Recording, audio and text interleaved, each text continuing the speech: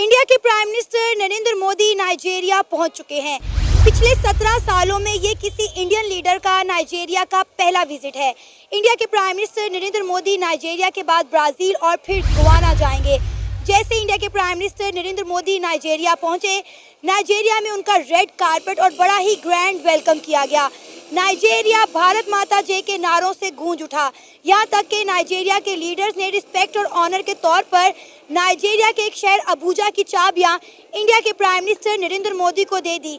ये तो बिल्कुल ऐसे ही था कि जैसे आप अपने घर को ताला लगाकर उसकी चाबियाँ सेफ हाथों में दे देते हैं। तो आप देख सकते हैं कि किस तरह नाइजीरिया में इंडिया के प्राइम मिनिस्टर नरेंद्र मोदी को रिस्पेक्ट और ऑनर दी जा रही है।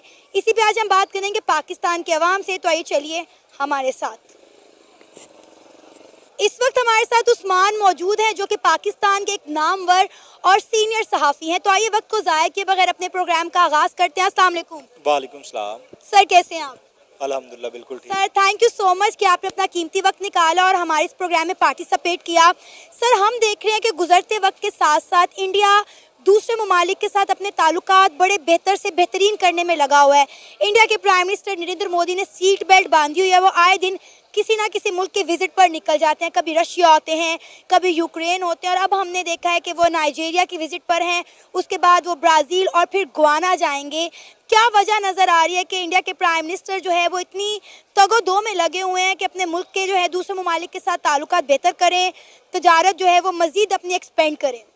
देखें, इंडिया एक बहुत बड़ी मार्केट है, दोनों तरह से रिवर्स मार्केट भी है। एक तो पूरी दुनिया से कोई भी चीज़ आप बेचना चाहें इंडिया में बेच सकते हैं। 1.5 अरब की आबादी है और इसके साथ साथ इंडिया खुद बहुत बड़ा प्रोड्यूसर भी है गुड्स का। हर तरह की वो आईटी से रिलेटेड एक्सपोर्ट्स हों वो भी वो बना रहा है। उसके अलावा इंडस्ट्री और क्रॉप्स में, फसलों में, हर चीज़ में वो एक्सपोर्ट करता है। तो किसी भी मुल्क अगर उनका वज़ीर-ए-आज़म जाते हैं नरेंद्र मोदी साहब, तो अगला मुल्क उन्हें वेलकम करता है कि ये हमसे कोई इमदाद नहीं मांगने आ रहे, ये हमारे से कोई जो है वो सपोर्ट नहीं लेने आ रहे, एड नहीं लेने आ रहे, वो हमें कुछ बेचने आ रहे हैं और हमसे कुछ ख़रीदने आ रहे हैं। हमें वो चीज़ बेचेंगे जो हमें ज़रूरत है और फिर इंडिया से वो चीज़, कोई भी चीज़ ख़रीदने में उन मुल्कों को ये आसानी होती है क्योंकि इंडिया के अंदर लेबर उन मुल्कों की निस्बत चीप है, सस्ती है, तो चीज़ बनती सस्ती है। तो इस वजह से जब वो मुल्क खरीदते हैं उनको वो चीज़ सस्ती मिल रही होती है। फिर अगर किसी भी मुल्क ने, जिस तरह ब्राज़ील है या दूसरे ममालिक जो हैं, वो कोई भी चीज़ अगर बना रहे हैं, अगर वो बेचना चाहते हैं तो अपने मुल्क की पूरी प्रोडक्ट सिर्फ एक इंडिया को बेच सकते हैं कि इंडिया के अंदर कंज्यूमर 1.5 अरब से ज़्यादा है उस प्रोडक्ट्स के। तो कोई भी मुल्क, अगर हर मुल्क का मफादात देखता है, तो इंडिया का नक्शा कोई बड़ा प्यारा नहीं बना हुआ कि उसको वो सपोर्ट कर रहे हैं, या पाकिस्तान का नक्शा कोई बुरा नहीं बना हुआ कि हमारे साथ ताल्लुकात नहीं बनते हैं, या नरेंद्र मोदी साहब इमरान खान या शहबाज शरीफ से ज़्यादा प्यारे नहीं हैं, ना ये उनसे प्यारे हैं। मफादात हैं कि अगर यूक्रेन को या ब्राज़ील को, गोवा को अपने मफादात नज़र आएंगे तो वो तो वेलकम करेंगे, वो तो किसी को भी वेलकम करेंगे। देख रहे हैं ना जिस तरह उनका वेलकम किया गया नाइजीरिया में, जैसे ही वो लैंड किया उनका रेड कारपेट वेलकम किया गया। वहाँ पे भारत माता। दोस्तों, इस वीडियो में देखने के बाद आप लोगों को यह जरूर पता चल गया होगा, इस समय नरेंद्र मोदी नाइजीरिया में जाकर वहाँ के राष्ट्रपति से मिले और वहाँ पर इंडिया के बारे में और नाइजीरिया के देश के बारे में वहाँ पर चर्चा हुआ और यह चर्चा इस समय पाकिस्तान में जोरों शोरों से चल रहा है। आपकी क्या राय है कमेंट में जरूर लिखिएगा। अभी तक चैनल में चैनल को लाइक और सब्सक्राइब कर लीजिएगा। हम लोग देख रहे हैं सना अमजद के माध्यम से। आपने वहाँ नहीं जाना, हम क्यों नहीं जाते, हम किसी मुल्क का विजिट क्यों नहीं करते, क्यों नहीं कहते कि भाई आप आओ और हमारे मुल्क में आके इन्वेस्टमेंट करो? आपको पता ही नहीं है, हम बहुत जाते हैं, हम अमेरिका जाते हैं, बार जाते हैं, हम यूके जाते हैं, हम जो यूरोपियन कंट्रीज़ है वहाँ बहुत ज़्यादा जाते हैं। आपको नहीं इल्म इस बात का, लेकिन इशू ये हम वहाँ मांगने जाते हैं और हम कह के जाते हैं, बताते हैं जाके कि मांगने आए हैं। तो इसलिए वो, मैं आपके घर अगर आऊँगा ना बोरी एक चावलों की या गंदम की लेके कि मैं आपको ये गिफ्ट करने आया हूँ, तो आप मेरा बड़ा अच्छा वेलकम करेंगे। मैं आपको कहूँ मैं कम कीमत पे बेचने आया हूँ, तब भी आप मेरा वेलकम करेंगे। लेकिन मैं आपको कहूँगा मैं तो गंदम लेने आया हूँ, वो भी पैसे नहीं मैंने देने, तो आपको भी एक दफ़ा 2 दफ़ा मुझे वेलकम करेंगे, तीसरी दफ़ा कहेंगे क्या ये पीछे पड़ गया बंदा। तो जब हम इसलिए उन मुल्कों में नहीं जाते, हमारे पास है ही नहीं उन्हें कुछ बेचने या देने के लिए। आईटी इंडस्ट्री पाकिस्तान की, आप इंटरनेट के हालात देख लें, VPN लग गए हैं, बहुत सी वेबसाइट्स वैसे यहाँ पे बंद हैं, तो हम क्या बेचें किसी को। बल्कि जो बड़े बड़े इदारे हैं, बड़ी बड़ी वेबसाइट हैं जहाँ पे ऑनलाइन काम करते थे, उन्होंने वार्न किया पूरी दुनिया में अपने कस्टमर्स को कि पाकिस्तान से ना अपना काम करवाइएगा, वहाँ तो किसी भी वक्त इंटरनेट बंद हो जाता है, प्रोजेक्ट ज़ाया हो जाएंगे। तो इंडिया के अंदर सिलिकॉन वैली बन चुकी है, वहाँ पे जो है आईटी के अंदर बहुत बड़ा काम हो रहा है और पूरी दुनिया वहाँ से चीज़ें आईटी एक्सपोर्ट कर रही है। फिर वहाँ पे कोई भी प्रोडक्ट बनती है, बनाने वाले बहुत ज़्यादा हैं, सस्ती बनती है और फिर दूसरे मुल्कों को। हम क्या एक्सपोर्ट कर रहे हैं? हम देखें, हम एक्सपोर्ट करते हैं चावल, हमारे पास कुछ ना कुछ होता है देने के लिए, कुछ गंदम होती है, गंदम हमारे अपने लिए ही बड़ी मुश्किल से पूरी हो रही होती है, हम अच्छी वाली गंदम अमेरिका को बेच देते हैं या दूसरे जो मुल्क हैं चंद बड़े तरक्की याफ्ता उनको बेच देते हैं, और कम क्वालिटी वाली गंदम मिस्र से खरीद लेते हैं या यूक्रेन से खरीदते हैं। कपास अच्छी क्वालिटी की अमेरिका को बेच के मिस्र से कपास खरीद लेते हैं। या तीसरी चीज़, हमारे सियालकोट में सेक्स टॉयज बनते हैं, पाकिस्तान में बिकने नहीं होते तो वो वहाँ बिकते हैं।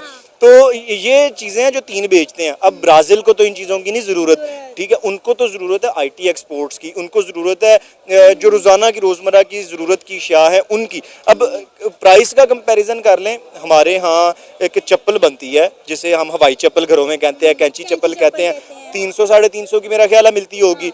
आपने कभी उसका इश्तिहार देखा है टीवी छोड़े सोशल मीडिया के ऊपर? कभी नहीं, क्योंकि उसके कंज्यूमर बहुत थोड़े हैं। इंडिया के अंदर वो शायद 99 रुपए की किसी ज़माने में होती थी, अब थोड़ी सी महंगी हुई होगी। उस चप्पल का इश्तिहार आता है और उसमें कौन होता है? सबसे महंगा एक्टर सलमान खान। क्यों होता है? 15-20 करोड़ वो ले रहा है ऐड का। वो क्यों अफोर्ड कर लेते हैं? उनके पास 1.5 अरब की आबादी है जिसको उन्होंने वो चप्पल बेचनी है। वो 1.5 अरब रुपये, एक चप्पल में से 1 रुपया भी वो प्रॉफिट रखें तो 1.5 अरब रुपया प्रॉफिट आ रहा है उन्हें हर महीने। तो इस वजह से हमारे यहाँ एक तो चीज़ रॉ मटेरियल अवेलेबल नहीं है, जो अवेलेबल होता है वो हम ज़्यादातर एक्सपोर्ट कर देते हैं। कुछ हुकूमत करी जा रही है, कुछ बिजनेसमैन करी जा रहे हैं। इंडिया ने जिस दिन इंडिया का एटॉमिक प्रोग्राम शुरू हुआ था, जिस तरह हमारे पे पाबंदियाँ लगी थी, इंडिया पे भी लगी थी।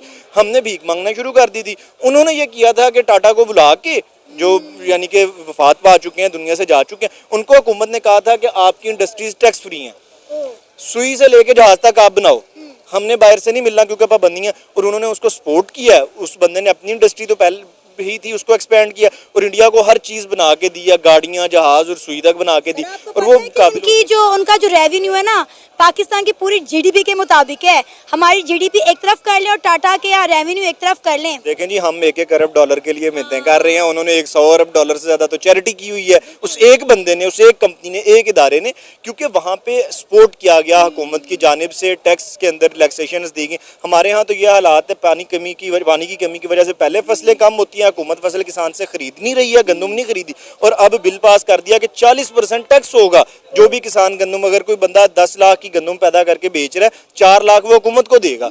तो 4 लाख तो पहले उसने 4-5 लाख तो उसका खर्चा हुआ है गंदम के ऊपर, ठेका देना ज़मीन का, उसके पास तो कुछ नहीं बचा, वो तो नेगेटिव में चला गया।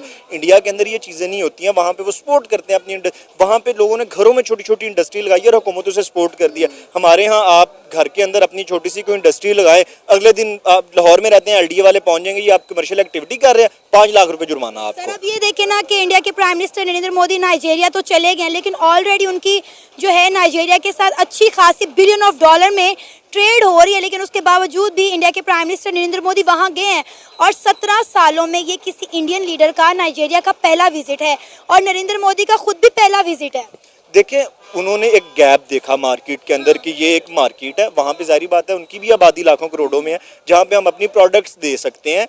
तो उसके अलावा नाइजीरियन स्टूडेंट्स हमारे पास इंडिया में आके पढ़ सकते हैं। जो स्टूडेंट आता है वो भी रेवेन्यू जनरेट होता है। यूके आज आधा जो है वो 40 पाकिस्तानी इंडियन स्टूडेंट्स के सर पे है जो पढ़ रहे हैं। अफगानी देखें भाग भाग के इंडिया जा रहे हैं। बिल्कुल ऐसा ही है। तो वो नाइजीरिया इसलिए गए कि उनको गैप नजर आया, मार्केट थी वहाँ पे जहाँ पे वो चीज़ें बेच सकते थे।